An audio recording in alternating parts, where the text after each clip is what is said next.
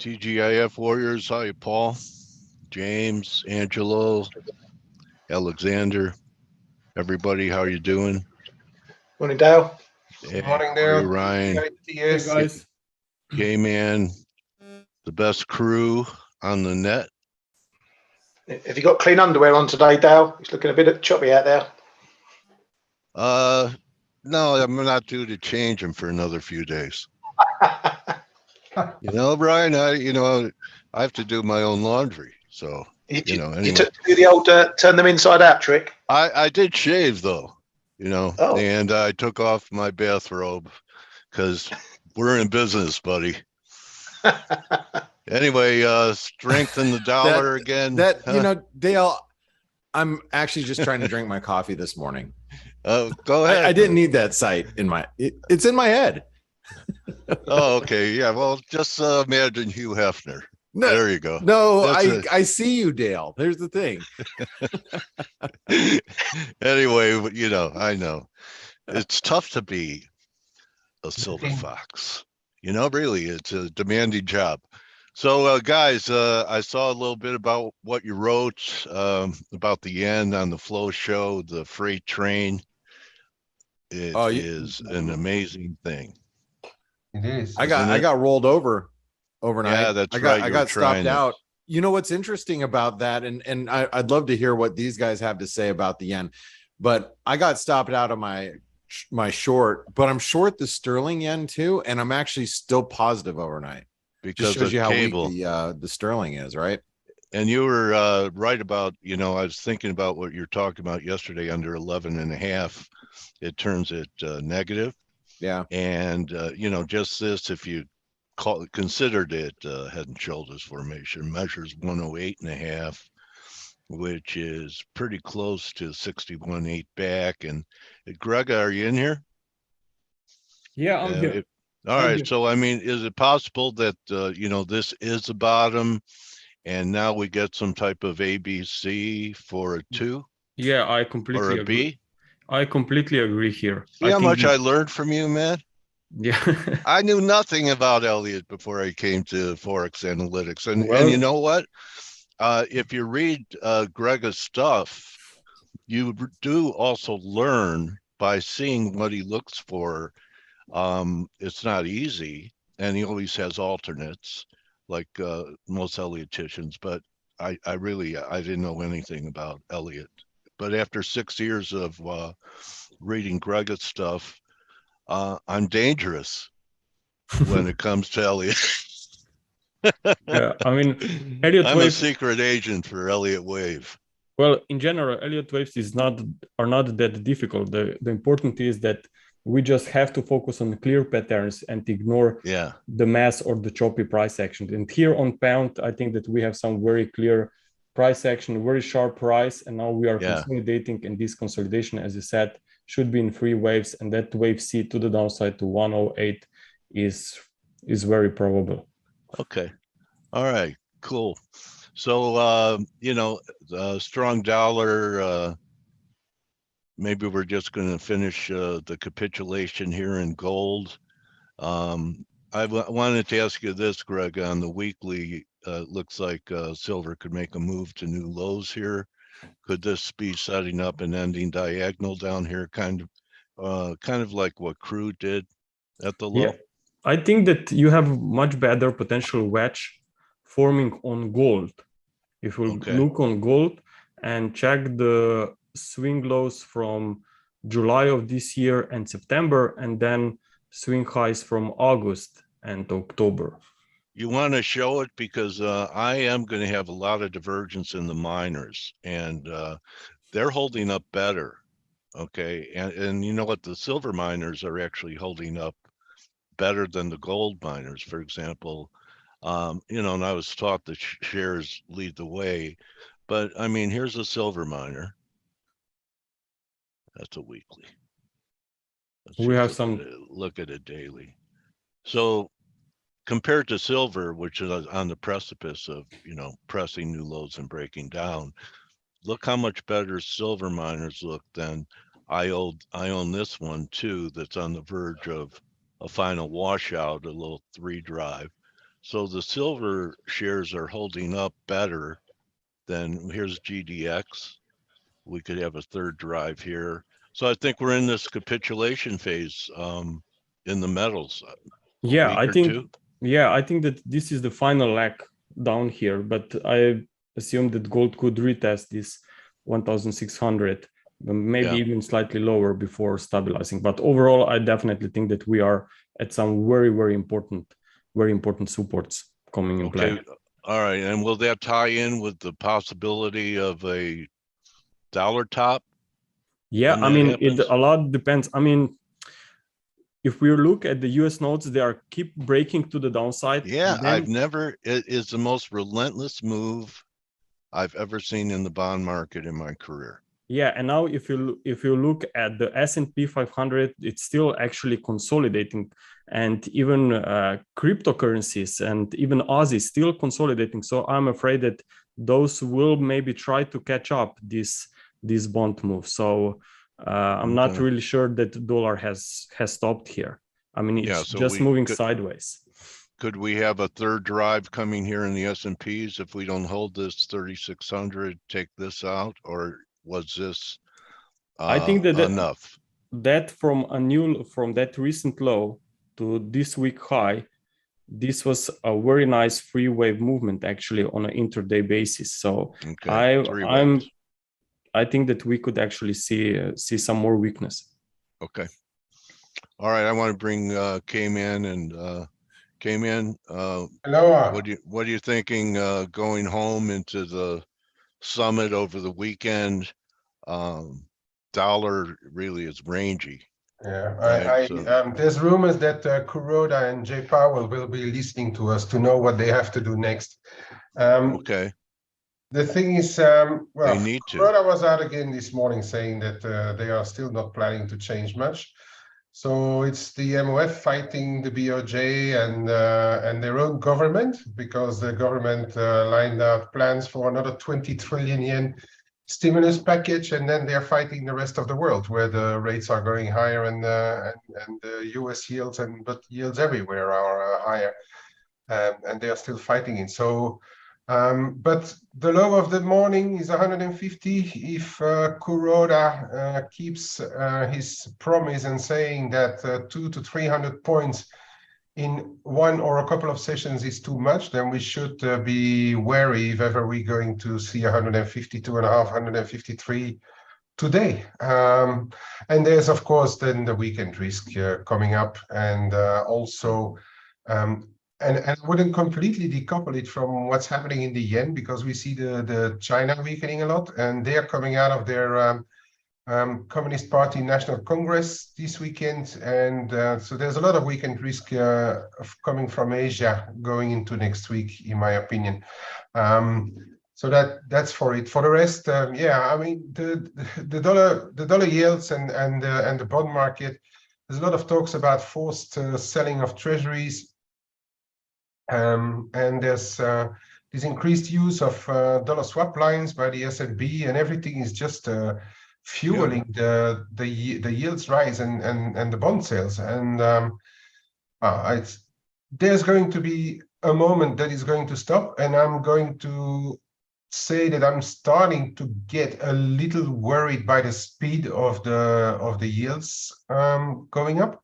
Yeah, a little parabolic. But until something stops or breaks, I don't know. You know, everyone's saying that, but something has already broken. Yeah, the bond market. I know, but I was just going to say I still can't sell dollars, to be honest, because I think there's this risk of a sharp move somewhere coming, and then perhaps a reversal. But I still think the risk is there. So my short-term steps are still in the same direction for now. But I don't keep anything longer term, because I do think with time and price action evolving as it is, that there is somewhere a risk that the big blocks will say, like, well, we need to do something to calm markets here. but I'm not saying it's going to happen today. But okay. So I have some breaking news. BOJ has proposed that they change the name of their currency to the Japanese lira. yeah, we had those as well. Oh, the Japanese pound. Yeah.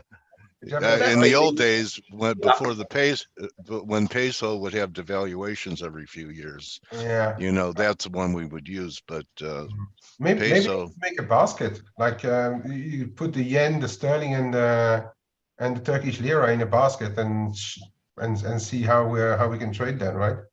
In the river. So okay, and okay, so we got a kind of a view from Grega. So you know, some things could be setting up next week. You know, I'm wondering where the euro is going to be if they peel off what 300 points in cable. How much you think they're going to peel off in euro? Well, enough to make new lows. I think we should make new lows.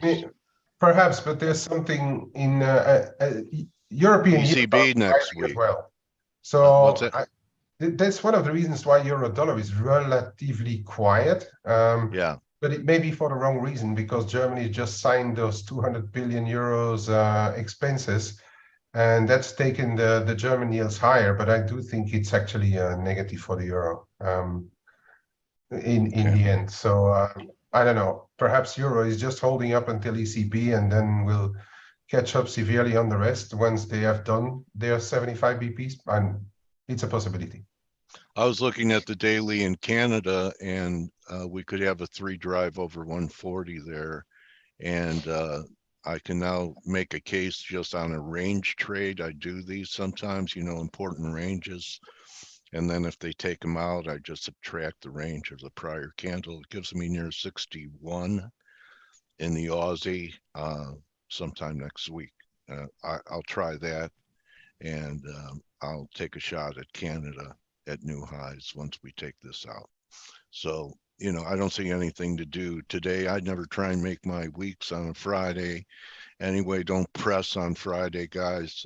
I've had some of my worst days trying to make a stupid goal, like you have a monetary goal every week and you have to make your quota. That's ridiculous. So that's experience talking right there, mate. We've all done it. Yeah, you know, I mean, why trade markets, not money. So, you know, if you have, I know, and a lot of guys, hey, they were successful with it, but it's really an artificial thing. It has nothing to do with trading, having a monetary weekly target. So that's just an old guy's opinion. And we'll see if copper could hold. You know, had a nice day. Unlike the precious metals, it's, you know, doesn't look as vulnerable. But when I look at it again, you know, why can't we take another shot down here too? So, and the S&Ps, you know, I'm trying them in here, and I'm wrong under 36, but why can't we get a third drive down here too? So I have conviction about trying the commodity currencies and buying a pullback in cable going into next week. Not much else is clear, and I'd like to, you know, have a chance to add to my share positions in gold and silver in the coming days and weeks. So that's how I'm going into the summit. Guess what I'm doing, Dale, with gold? What you're short gold. I saw the Skype. Yep. So basically, remember when we were about to break, well, we were close to 1680. Wait, I'm sorry. Yeah. Do you guys watching Bitcoin right now? It is absolutely crap in the bed. Oh, well, 18K. Yeah, getting close to that. Yes. Okay. With yields going higher, I think it's a matter of time before we get this break in Bitcoin and gold. You know, I'm medium term, very bullish gold, but same as when we were close to 1680, when I shorted at 1689, 90, whatever it was. I shorted 1622, not big size. This is not a, you know, I like the trade, but I hate shorting gold. So I have my stop around $15 above. And I think if 1615 breaks, we get another $30-40 pretty quickly. So I like this. I like this trade. I think it's more than a 50-50 chance we break. And it's like a 3-to-1 risk reward. So yep, I'll take those odds. So you're like looking for, you know, some kind of stop hunt or breakdown under this low. Yeah. Okay. Yeah. I'd keep an eye on, you know, some RSI stuff when we take out this low. If like right here, it was kind of confirmed here. I'm not, it depends how deep it is. I know Grega was talking around 1600. I know someone saying 1590 based on some fib target, some wave count. Yep. So, you know, it's probably a good trade. You like going into the markets when they're at a very vulnerable point where it's make or break. And, you know, I've noticed that it's a pretty good style because, you know, you're not there for like a month waiting for something to happen. It's either going to happen, you know, very soon or not happen. Yeah, and you have to have a trigger. Like and for me, you have to have a trigger. For me, the trigger is 10-year US. You know, it's gone 431 now. It's just climbing and climbing.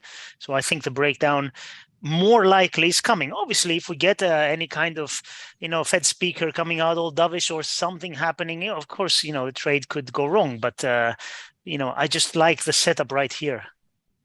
Okay. All right. And Ryan, what are you thinking going into the weekend? Going to be a great weekend, isn't it? Got lots of traders summit. I think on the trading front, there's two real risks. You got the intervention risk. If they don't move today, when they open on Monday, that's going to be a real high point of importance to look at if the Bank of Japan intervene. And also on the pound front, we could have the new PM decided by the close of business Monday. They're rushing this through very quickly. Three runners in it at the moment, it seems. Boris, Rishi Sunak, and Penny Mordaunt. Okay. Can you believe Boris is the favorite? Oh, wait, hold on really quick. I was just Boris say, Johnson is in the running. The decision of having a new UK prime minister sounds like a great idea. I mean, I just, you know, I need to throw that out there. Sorry. Yeah. So yeah, Dale, Boris Johnson is in contention and he's the favorite. So what does that tell you about the pound? I mean, I have zero reasons to be bullish the pound. As I've said before, there will come a time where I'm going to be very bullish the pound. But at the moment, no way. You got to like his haircut. All right. So anyway. I might wear a wig. For my interviews over the weekend. No, he just puts a cereal bowl, cuts around it. And anyway, sticks his finger in a plug socket. Euro pound. With that view, maybe we're going to come out of here. I mean, it didn't stay up here a long time. Maybe we're going to rally into this, you know, crash day that we had. When the pound bottom. Maybe we're going to rally back to 90 or so during this correction in the pound, right? I think that's the most likely scenario, yes. Yeah. I don't think we're trading fundamentals at all here at the moment in anything to do with the quid. So it's 50-50 for me. We can easily go to 86 as we can go to, you know, 87, 89, 88, 89 right now until we get some sort of stability in the UK government. This thing's all over the shop. And as I mentioned on the Flow Show, the completely bullish case for the pound would be someone like Rishi Sunak being selected, but with the majority backing of the MPs. And I'm talking, you know, in the 300s. If it's a split, i.e. wins it by a small majority, we're going to be in the same position that we are with Truss, in that there's two camps in the party and they're going to fight each other tooth and nail. Okay. The other, I think, big event this week was Genius move to release some more oil from the SPR, which created a bull flag. So maybe the president's getting long on when he does releases. And crude looks pretty constructive to me. I'm not talking 150, but I think we're, like Blake said in his tweet, hundreds possible, maybe 110. This might be supportive for the equity market. Some type of continuation move up in energy. In fact, they've been the leaders. So just, you know, if you're looking for a ray of hope for the S&Ps that they're not going to just crash again, And a lot of people do. There are many that think this is a low and that this is a pullback to buy, and we're actually going to see 4,100. So we'll see. It's hard to believe it'll happen without the dollar taming down. But you were saying that they were on the phone with Powell, the BOJ? Who was saying that? Kman, I think? No, I said they are going to listen to the Traders Summit to get ideas on Oh, I see. Oh, okay. All right. So just benign neglect. Everyone's on their own. I guess until you know, the Fed is like Joseph Wang said yesterday, we're the lender of last resort for the whole world. So, you know, there are, you know, I think it's more expensive for the Fed to, you know, be taking down the global financial system than just creating a recession here in the U.S. Well, and you know, they think about that, don't they? They have to think about it and see what's going on. I mean, they can hire analysts almost as good as the guys here at ForexAnalytix. You know? Well, I wanted to jump in here, Dale, really quick. We've got about 10 minutes before your interview. You know, the dollar just continues to rally. I'm going to show you guys a couple of charts that I think are pretty important. Ryan, you had a question for me in the chat room, and I wanted to go into that before we wrap up and get ready for the Trader Summit event. But look at the dollar index. The dollar index is actually breaking this triangle right now. Nice formation. Yeah, I mean, this is, you know, it's upside break. Now, I don't know how much upside we have just because of all the failed breakouts up here on the, you know, on the weekly charts and everything else. But it's Friday. We have something really big going on today with, I don't know if you guys mentioned, it's options expiration today, right? Yeah. It's today. This is the third Friday of the month. So it is options expiration, which is creating, you know, some extra volatility and a little bit of extra nervousness in the market, I believe. And that's one of the reasons why you're seeing, you know, right now, you know, the S&P is running into lows. You can see the S&P kind of pushing in. Whoops, hold on. Pushing into lows. You got the dollar, you know, just making a move across the board. You got the euro, you know, right at triangle support, by the way, even though the dollar index is breaking out, the euro is at support. You know what, Blake? Just that we have Grega here, that triangle that you're showing in the dollar. Yeah. Sometimes those are wave fours, right, Grega? And that when they come out, it ends up being a terminal thrust for 5. Is that a possibility, Grega, if you're still with us, that this is a 4, this has been a 4, and we're getting some type of 5 on a breakout out of a triangle? Triangle was 4 and this is 5 now. He left. He might have. It looks like he might have. Okay, well, yeah, I'll be Grega. Yes, Dale. Good job, Dale. That was. I'll do Grega. I'll do Grega. Yes, can you do it? Good support there. Sorry, no, I'm not good. You do Steve better, Steve. Hey, real quick, but let's take a look at this dollar yen. Like I said, I got stopped out of this overnight. You know, you if you're going to take a counter trend move, you just, you know, you stick in it and you're like, you take a small position, and if it works, it works. If it doesn't, you know, you get out of the way. This case, if you look at, and here, let me just show you really quick. This is and Ryan had a question on this chart. That's why I'm bringing it up. If you look at the 1982, Dale, what were you doing in 1982 aside from driving a Lamborghini? I had my own IB in Phoenix, Arizona. That was the last time he changed his underwear as well. Yeah, well, no, I've had I had to get larger waistbands as time went on.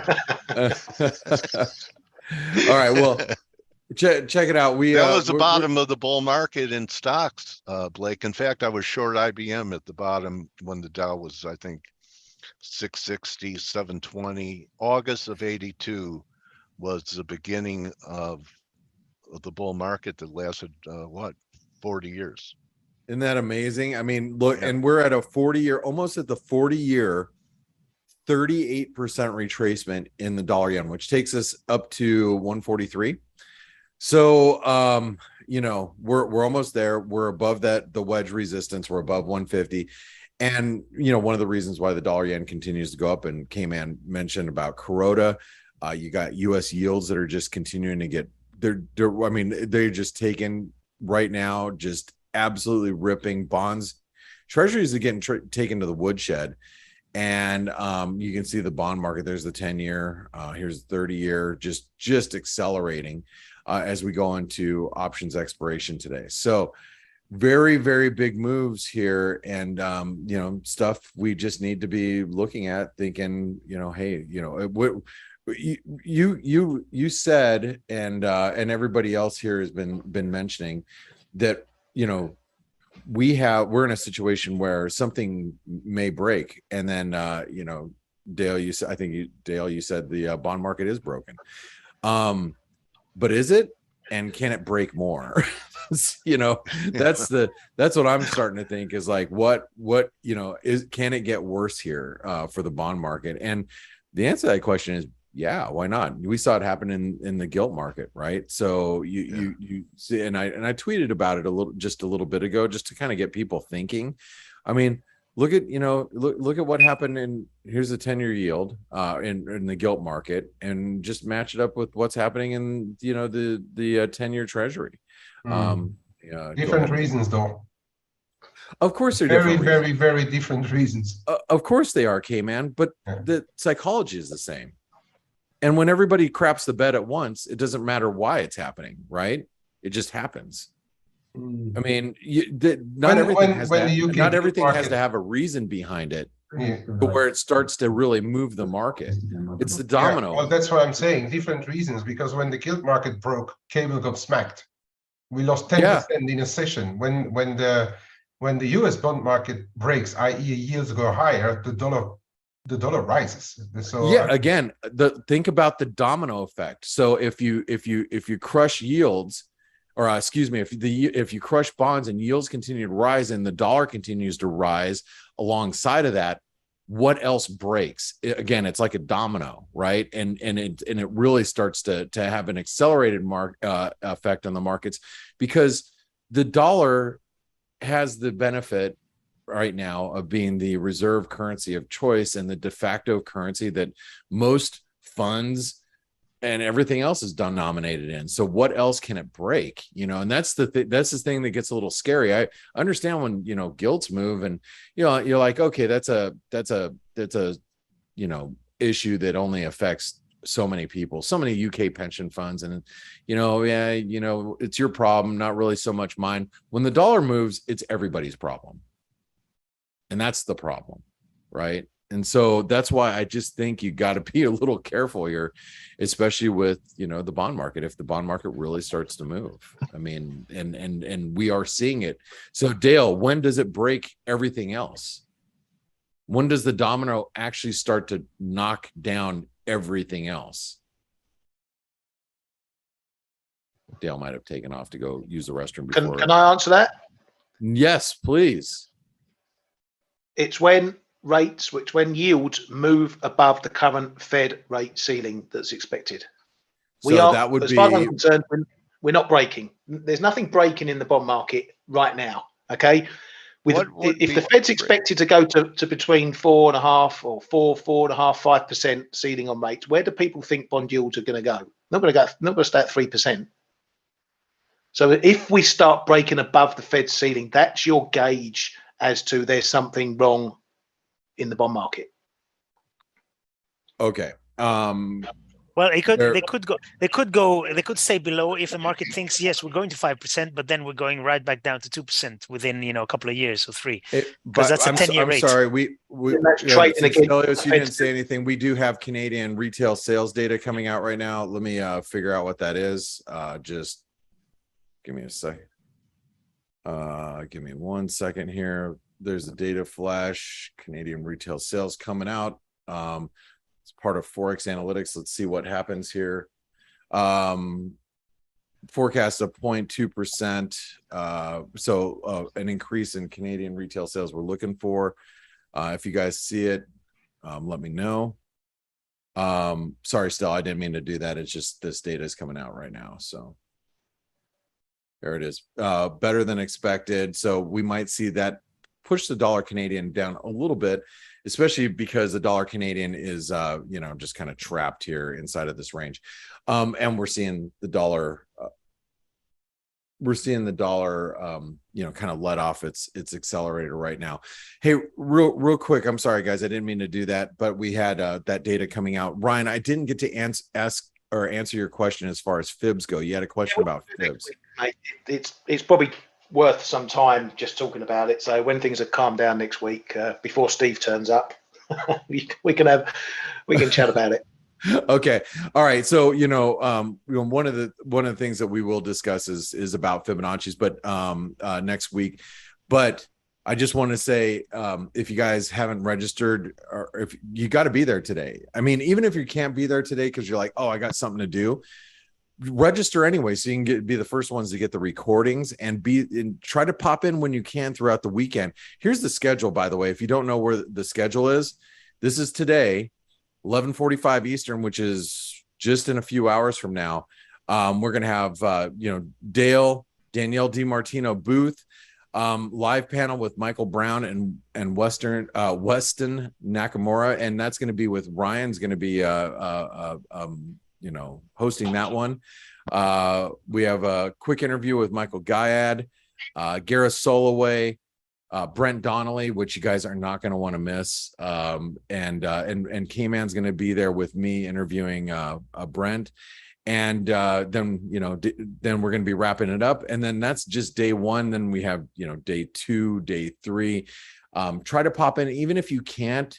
Make sure you guys register. It's a great event. It's a free event. Plus you're going to be registered for the free giveaway of 2 iPhone 14s and 2 250,000 trader funding programs, where you will be in our trader funding program, and you'll also have access to ForexAnalytix as a result of that. So make sure you guys register. I'll see you there a little bit later today. We've got a lot to do before that kicks off. This is our 4th event, and it's a big one. So actually, I would say it's our biggest one. So, all right, Dale, team. Thanks, Blake. See you at the summit. Ryan, Kman, Stelios. Before we climb to the top of the mountain. We'll see you on the summit. See you in the summit. Jerry Gray, thank you for taking time out to be with us today. How are you? Good evening. Good evening. I'm very well, thank you. And thanks for the invite. I'm not sure how I'm going to help your listeners. All right. Well, I love the guitar collection. Nice. So can you play a few riffs during the show? No, I actually recently broke both wrists and haven't picked up a guitar in 2 years, but I have a nice collection. Okay. I thought maybe you could do a little Hendrix for us. So Jerry, I came across you on YouTube, and it was during Pelosi's visit to Taiwan, which stirred up a hornet's nest, which I still don't understand why it was necessary. And I watched one of your videos, and I thought, you know, it'd be nice for people here in the States to get a view from someone on the ground like you in China. So let me ask you, where did you immigrate from before you moved from China? Where'd you come from? Born and grew up in the UK.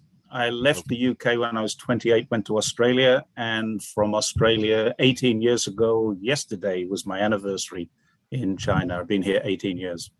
Okay, and your motivation for moving to China, what was the appeal? Was it like a dream you had that you wanted to live there, or Not at all. Business take you there? Nothing like that.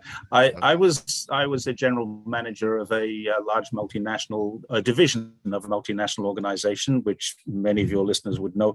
It was taken over by the United Technologies Corporation, UTC. And as a result of their takeover, they didn't need all the managers that they had. And I was offered a redundancy. I took that. I went back to college, learned how to be a teacher, and came to China for an 8-month contract as an English teacher. And I never left. So that was my motivation. My plan was to actually get a bit of experience living, working, teaching, and then move on. And I kind of hoped I would end up in the Americas at the time, but interesting. I still haven't been. Haven't been to there. So who was she? Yes, I am now married. But my decision to stay was interesting because I went looking for another job, which was where I met my wife. So yeah, a lot of people think that I stayed because of her. Not true. We met because I decided to stay. The other thing people say is, "Oh, her English is so good because she's married to you." No, it was as good as that before we met. Okay. So yeah, it was. It's a love story come true. And she's listening. Well, I always tell people to count their blessings. That's a great one. And yeah, we got lucky. Although you had to really travel from your home country to find your soulmate, that's how it. That's very romantic. There's a book in there, Jerry. So, what was the major reason that you decided to stay after that contract was done? I simply like living here. I mean, at the time, it wasn't that I planned to stay here forever. It's just that I thought, well, China is such a diverse country. It really is. And in those days, China was a very popular country with the rest of the world. Yes. I felt that there was a lot more traveling I needed to do, a lot more places I needed to see. And I wanted to just do a couple more years. And that would be enough, I thought, at the time. To this day, I'm still not bored with China. I've traveled across from the East Coast to the western borders. I've traveled from the north of the country to the south, and I've done it all on bicycles. So I've really seen China on the ground, right at the ground level, talking to people in their little shops and stopping at the side of the road in a rural village bus stop to take a rest. So yeah, it was quite an interesting change. I never rode a bike until. I rode a bike as a kid going to and from school, but came to China and about 8 years ago decided I wanted to ride to Tibet. Now, that never happened. I've still not ridden to Tibet, but I rode a bicycle all the way across China, right the way through Xinjiang. And I've done that twice now, once from the east to the west and once from the west to the east. Okay, after the show, you have to tell me about your vitamin regime, and you like to try it. I drink beer and I eat whatever's available. I was going to guess that.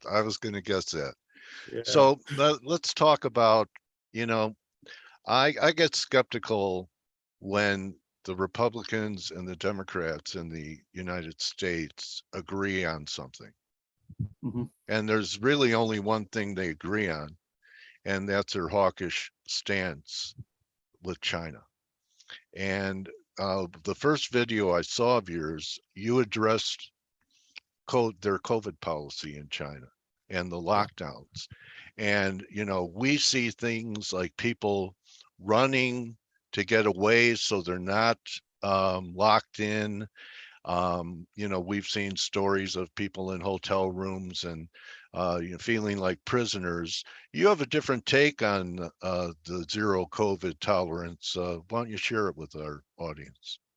Well, the first thing to do is to understand that there is a psychological difference between Chinese people and American people. American people value their freedoms. Chinese people value their communal style of working together. So a Chinese person who says, what's the best thing I can do for my community? An American person may say, what's the best thing I can do for myself? Now that generalizes, but there are things called dimensions of culture, national dimensions of culture. And Chinese people are more communal than American people who are more individualistic culture. And I think most people don't understand that. And they say, if you force me to lock down, then I will resent that. Whereas Chinese people say, well, if I have to lock down, I might have some complaints about it, but it's for the good of the community, so I'll do it. And the difference is basic and it is fundamental. Chinese people, generally speaking, will, obviously no one wants to be locked down. They will complain about it, but they will not complain, most of them. And I ask this on a daily basis still. We're 2.5, nearly 3 years into this COVID epidemic, and we still have occasional lockdowns. The city I live in, Zhongshan City, has one right now where there are 8 cases, but they are all inside of one street. The street is locked down, not the city. The suburb isn't even locked down, just the street. And that's what they're doing now with lockdowns. They're much more surgical. Now, of course, everyone will say, that's not what happened in Shanghai. And of course, it's not. The reason it's not what happened in Shanghai is because Shanghai felt they could handle it differently. And they said, we're not locking down. We will lock down in 4 days' time. And we'll only lock down this area, and then we'll lock down another area. And it was completely the wrong approach to take if you want a COVID dynamic zero, which is what China is aiming for, because COVID was by then out in the community. Now, I'm not sure if you're aware of this. Not one person in China has died of COVID in the last 3 months. And until Shanghai, there were 2 people who were both in their 80s, died in a city called Shenyang, which is way, way in the north of China. And those 2 people were the first 2 people to die for more than a year. I think it was 16 months without a death from COVID or with COVID inside of China before that happened. And since then, since Shanghai, not one person has died of COVID. So that tells you that something is being done correctly. Whereas in the United States now, I don't know the numbers, and I don't think anyone does, because some states have stopped counting. And then there's the issue of, did this person die with COVID? Did this person die of COVID? The simple fact is, in China, they're trying to stop people from getting COVID. So no one has that dispute. Did this person die with, or did this person die of? The bottom line is, no one has died with or of COVID for the last 3 months that I'm aware of anywhere in China. And people say, well, can you believe them? Can you believe those statistics? The truth is, yes, I can. Now, I'm a media watcher. I'm a social media commentator. I read all of the newspapers inside of China, and I read them, analyze them, research them, write about them, and I write for them as well. And I can assure you, they don't tell lies. Having said that, they don't tell all the truth. They will leave out what they want to leave out, but they will not tell you a lie. And that's the one thing I can say about Chinese media. If you want to know what's going on in China, read Chinese media. Now, it doesn't mean you know everything that's going on, but you do know the truth of what they're telling you. Yes, they do leave things out. They leave out anything that's potentially harmful to the community. They leave out everything that's potentially insulting. You're not allowed to insult. You're not allowed hate speech. You're not allowed incitement. You're not allowed to do all of the things that American people say, well, that's my right, that's my freedom. Chinese people don't have that, and that much is true. But by the same token, 1.4 billion of them don't expect that. They don't really want that. Now, that doesn't mean there aren't Chinese people who say, I don't like this. But the Edelman, what's it called? The Edelman Trust Barometer, which recently came out, showed that Chinese trust in the government is 91%.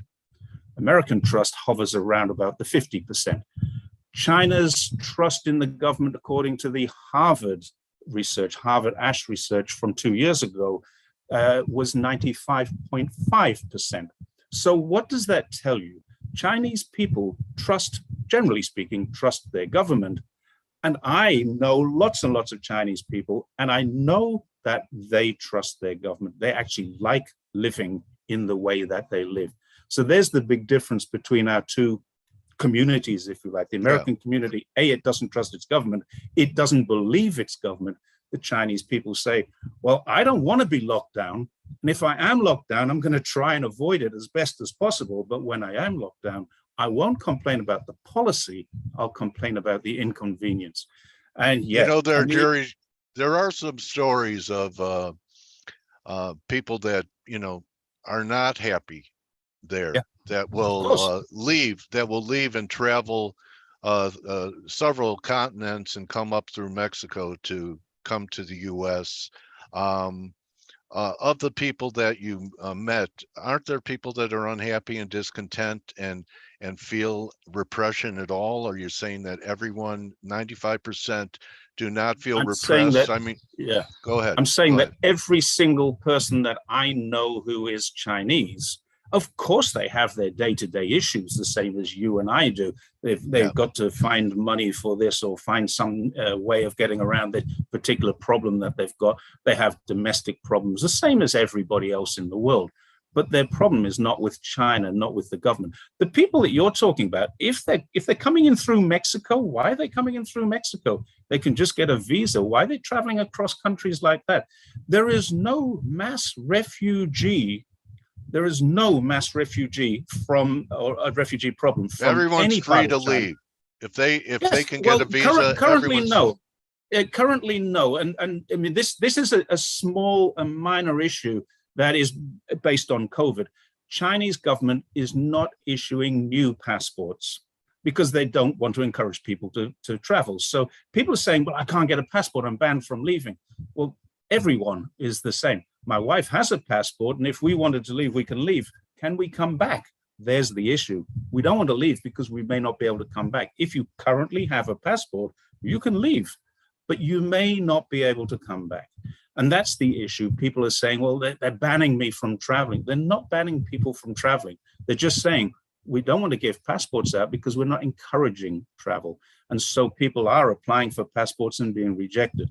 If you don't have a valid reason to get a passport issued right now, and a really valid reason, business people can get it, obviously government officials can, but the fact is, if you haven't got a valid reason to leave China, they're saying don't leave China because it's not safe out there, and we're not going to let you back in without restrictions. You're coming back in and you're going into quarantine, and we don't want that many people coming in and quarantine. How do they manage tens of thousands of people coming in, as used to happen, 1 million people a week coming in just through Beijing, 10 million people a year coming in through Beijing airport, one Beijing, and there are 3 of them.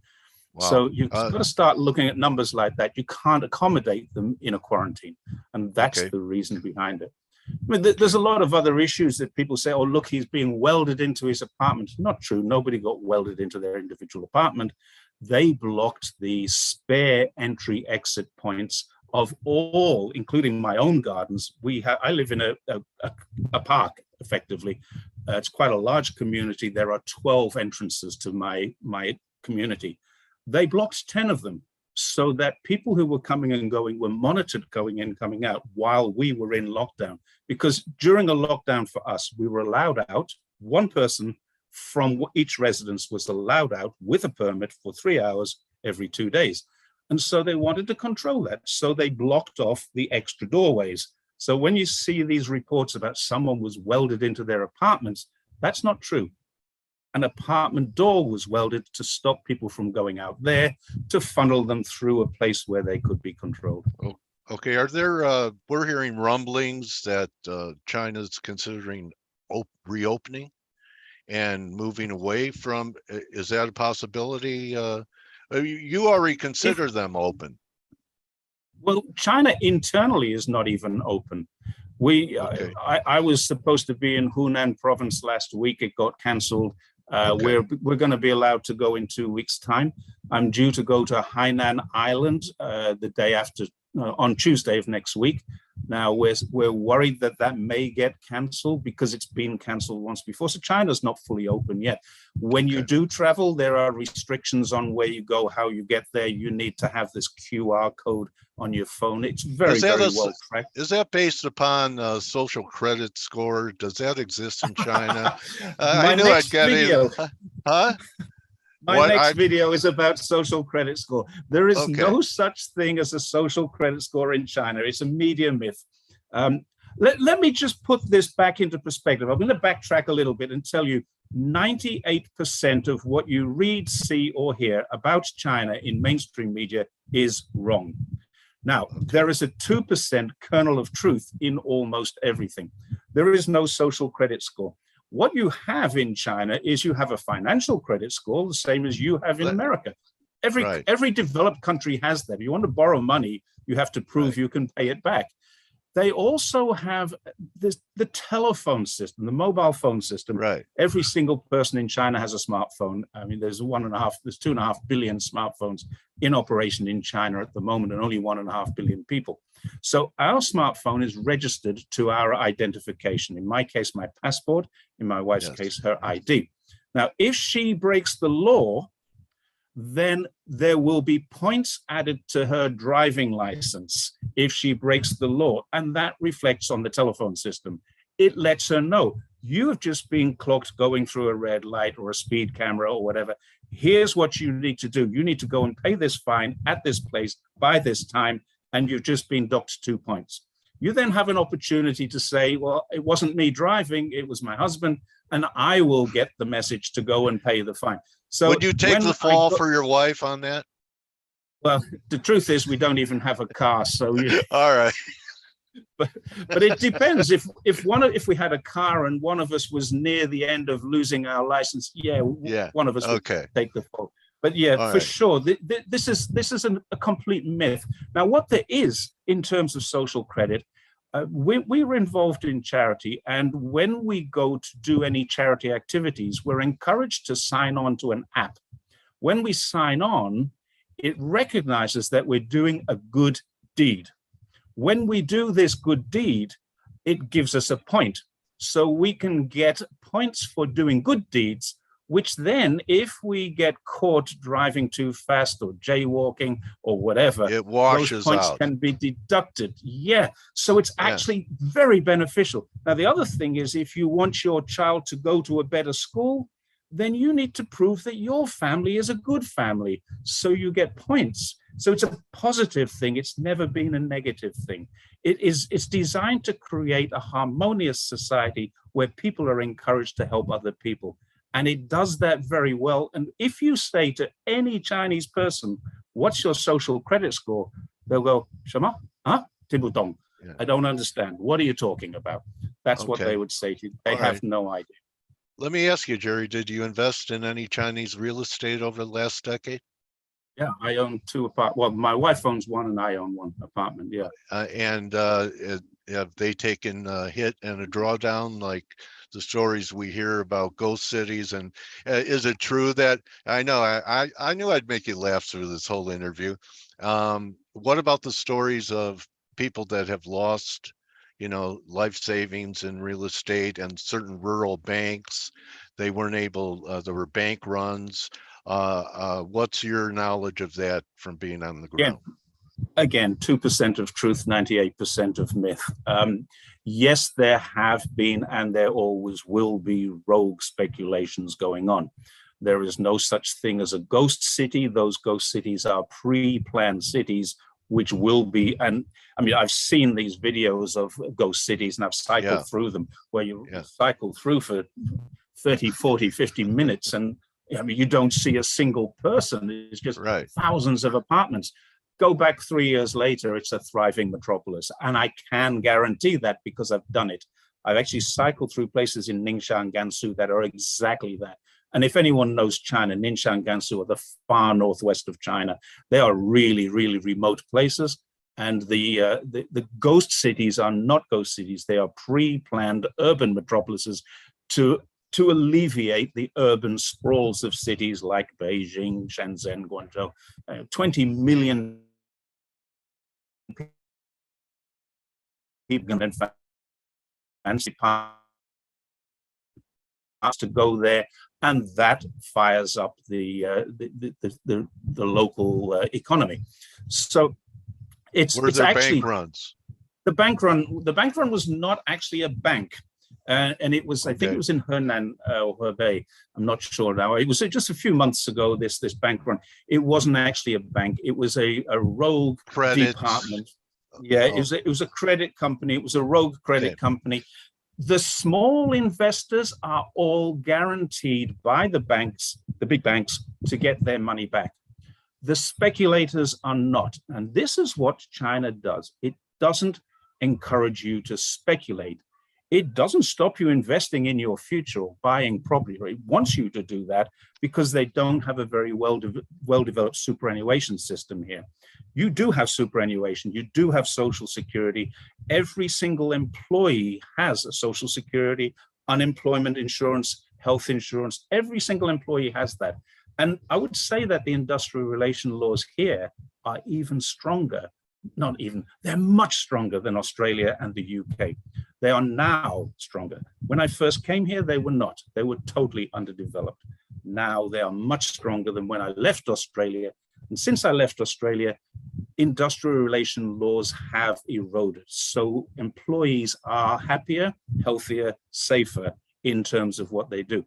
Now, yeah, a lot of people lost their job because of COVID, but nobody lost their job and has been forced onto the streets. There is no homelessness problem in China. There is no longer a poverty problem in China. There are still poor people. For sure, there are many poor people. There's a lot of people in China. But the difference between here and in America, every single person is getting better every year. In America, more and more people are falling into poverty or falling into ill health, falling into homelessness, falling into unemployment. The opposite is happening here. I can absolutely understand why your Democrats and your Republicans both agree, because they are the ones who've led you down this track. And you're in a situation now where you cannot say, look at China, it's wonderful, because the moment you say that, people will say, well, why aren't we the richest country in the world? And we have a per capita GDP of $12,000 here. You have 67,000, but you're 67,000 by about 100 people. If you take a look at who the richest top 100 people are and how much they got, there's your GDP.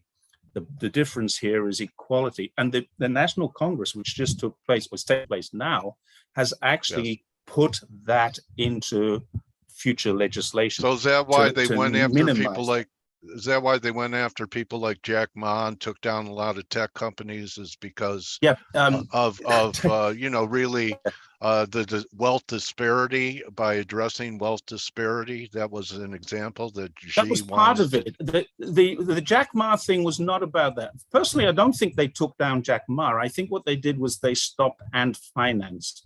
Now, Ant Finance is something very similar to what you have in the West: micro loans, payday loans. You get the interest is will bury you. Well, I just looked at one, and I've been asked to write an article about this. And I just before we were talking, I was online looking on some interest rates in Australia and in the UK. In the UK, I found one. The interest rate is 1,298% per annum. That's payday loan, 1,298% interest. Is that usury? Or the equivalent of? Is that usury? Well, I mean, I would say that's predatory. Yeah. I don't know the right word for it. But, you know, if I am poor and I need help to get through to next week's payday, I do not want to be borrowing at a minimum of 49% interest. Interest rates vary between 49% and 1,300%. But if you're poor, is that helping you? And that was the danger of what Ant Finance was likely to do. That was the danger. Now, I'm not suggesting Ant Finance would have done that, but they were outside of the regulatory banking system, and they were going to be offering microloans without banking protection.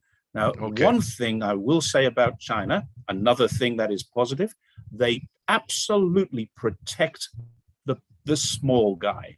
They protect the little guy. They will not allow predatory practices. They will not allow price gouging. A great example, when we had the pandemic and we were in lockdown, a local pharmacy chain in Beijing, 30 pharmacies, were selling masks at something like 300 RMB per box when they were supposed to cost 18 RMB per box. That pharmacy chain is shut down, gone. It doesn't exist anymore. That's what happens. That's what they do to predatory practices inside China. I just a couple of other topics I want to touch on and wish we had more time, but can you explain to us what's happening to the, I'm not sure if I pronounce it correctly, the Uyghurs, the Muslims that live in China that are in retraining camps? They're not. They're not. That's it. They're not. It is I'm not going to say it's a complete lie. I'm going to say there are problems in Xinjiang. Xinjiang is not a province. It's an autonomous region. It's a region that is managed by the Uyghur people. I've been there several times, most recently in 2019, at the height of these, what they call troubles. Previous to that, 2014, both times on a bicycle. So I didn't fly in, look at the tourist spots and fly out. I cycled approximately each time more than 3 or 4. The first time more than 5,000 kilometers, the second time 3,000 or 4,000 kilometers. The first time we went all the way to the border of Kazakhstan. I have seen absolutely no evidence whatsoever of oppression. I've seen no evidence of persecution. The Uyghur language is alive, well, and thriving, and they speak it all the time. What are those structures that we see? Are they fabricated? They look like... No. Well, let me explain this. This is very, very easy to explain. And I'm dealing with people I speak with. I'm trying to protect China's interests here for no reason other than the stories are wrong. There are two experts in this. One of them is a guy called Nathan Russo, who works for an organization called ASPI, the Australian Strategic Policy Institute. The other one is a guy called Adrian Zenz, who works for the Victims of Communism. Now, these two people, one's in America, he's German, the other one's in Australia, and he's just a kid. Neither of them have set foot in Xinjiang. If they have, I know for a fact Nathan Russo has never been to China, the Australian one. The German one came here in, I think, 1997 for 10-day holidays. So 1997, 10-day holiday, he didn't get the experience he needed. So all the photos, someone said, all the photos, testimonies outside of China are fake. No, they're not fake. The photos of those buildings that you see, the photos of the buildings that you see are real buildings. They're not fake buildings. But what they don't do is take into account Chinese culture. Chinese people build factories, they build schools, they build hospitals, and they build fences around them, and they put a gatepost on the outside. In the city I live in, which is 4,500 kilometers from Xinjiang, where the Uyghurs live, every school, every factory, every hospital, every single place where large numbers of people congregate has a security gate, a fence around the outside. Factory workers live in dormitories, school kids live in dormitories. You have to understand the size of this country, especially in places like Xinjiang, but everywhere, kids live in school. They live in dormitories. So the analysis is this. We're looking at a building here which has many small rooms with steel doors and bars on the window. Yep, it's a secure dormitory. We're looking at a building which has a fence line all the way around the outside and a police box on the front. Yes, it's a school or it's a factory. 98% of everything you have ever read about Xinjiang and the Uyghurs and the oppression, the persecution, or the genocide is wrong. It's misinterpreted. Now, that doesn't mean there aren't people who don't have a story to tell. For sure, there is a massive amount of security in that region. Massive. Security is there because they had dozens, if not hundreds, of terrorist offenses. Hundreds of people have been killed in that region, including many Uyghurs. Now, this is what gets forgotten. The World Bank has been there to help out. The World Bank helps to fund these re-education centers. They are vocational training centers. They're not prisons. Now, you get a choice. If you are in poverty and someone is trying to radicalize you, what are you going to do?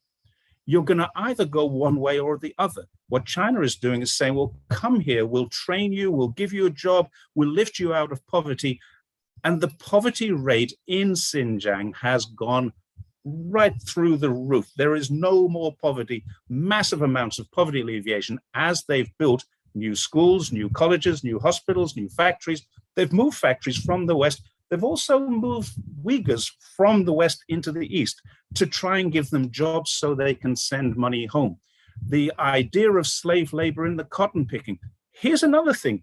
Look this up yourself. John Deere has the world's largest cotton picking machine factory in China. The world's largest is in China, selling cotton picking machines to Xinjiang, where 87% of China's cotton is grown. It's a complete farce. Now, the other thing is that China's cotton has been sanctioned by the Better Cotton Institute or Better Cotton Industry. The organization that is there to check to make sure that there are no breaches found no breaches in 12 years of checking, and then suddenly got taken over. The chair of the Better Cotton Institute, Better Cotton Industry, the chair is the same chair of a huge cotton conglomerate in America. And America's cotton has been suffering. Now, you're an investor. You can look all this up and find out what happened. The chair of the institute that suggested there may be, not there are, there may be some human rights abuses, is also the chair of the largest cotton conglomerate in America. And now we have sanctions on Chinese cotton. I've been there. There's no issues. There are no issues at all except for an enhanced security. Okay, let me ask you this, Jerry. Is there anything that you don't like about being there? And if it was any criticism, and would you feel comfortable criticizing the government on a YouTube video like this and say something that the government might consider disparaging? Well, not about the government, and I don't feel comfortable with it. There is very little to criticize. When I came here, this government was as corrupt as hell.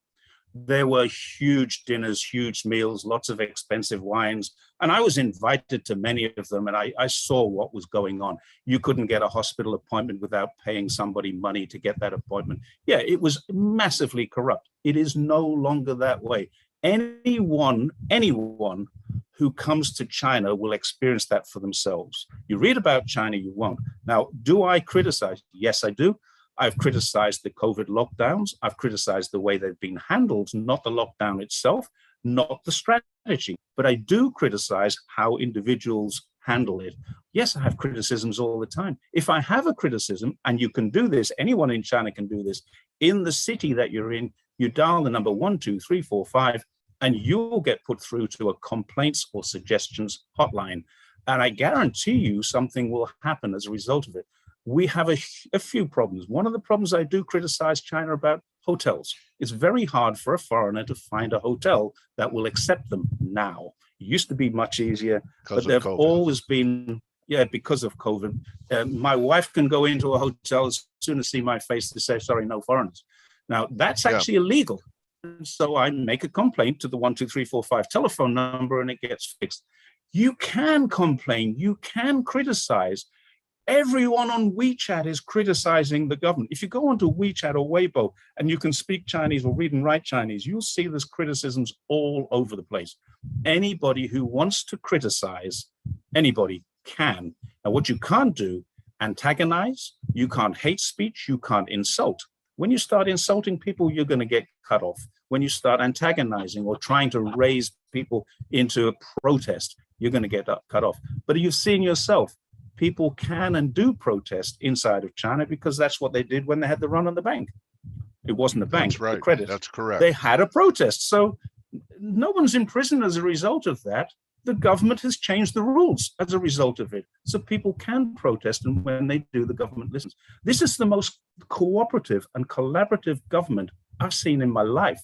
Now, I was a police officer in the UK. I worked on the miners' strike. I know what harsh government policies are. I've seen them. I lived through the IRA bombing campaign in London, and I've seen the results of that. I do know what I'm talking about. And I tell you, 18 years of observing here, every single year is getting better.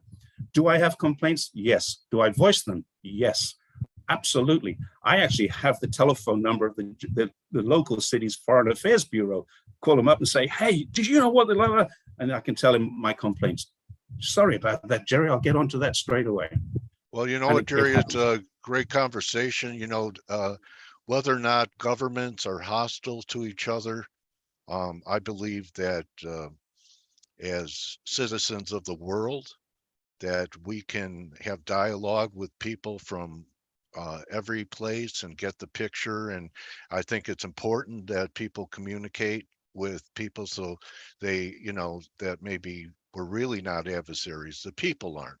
It's what's happening between governments. And I appreciate you spending time. I'd love to do it again because we have to address Taiwan. Can I just finish on one point, Dale? Can Sure. I just finish on one point?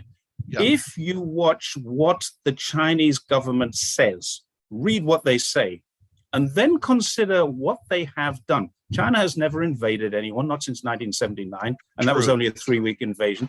The South China Sea thing, the Hong Kong thing, they are all Western media constructs. They are not real situations. Hong Kong people want to be Chinese. Taiwanese people, some of them don't, some of them do. It's an entirely different story. There is no question about Taiwan being part of China, the United Nations, United States. They all agree it's one China. The geopolitics of it get in the way, and that's for a much bigger argument. But yeah, look at what China says they're going to do, and then look at what they've done, and then say to yourself, do they really look like they're going to invade? No, they're not going to invade. It's not in their nature. It's not in their history. And that's the only thing I can say to people. Everything you read, everything you see, 98% of it is misunderstanding, misinterpretation, or outright lies. That's the problem that you're facing at the moment. Everything you read about China, China did not invade Tibet. Tibet was part of China. The Dalai Lama even says that. Someone's making that comment. China did not invade Tibet. It's part of China. And it's an autonomous region which has been lifted out of poverty too. Anyone who wants to go there can go there and see for themselves. Ask the Tibetans in China, ask the Chinese in China. Don't listen to people overseas who are paid by the National Endowment for Democracy or the CIA. Okay, well, you know what, Jerry, I really appreciate it. I believe in keeping an open mind, and it was very nice meeting you.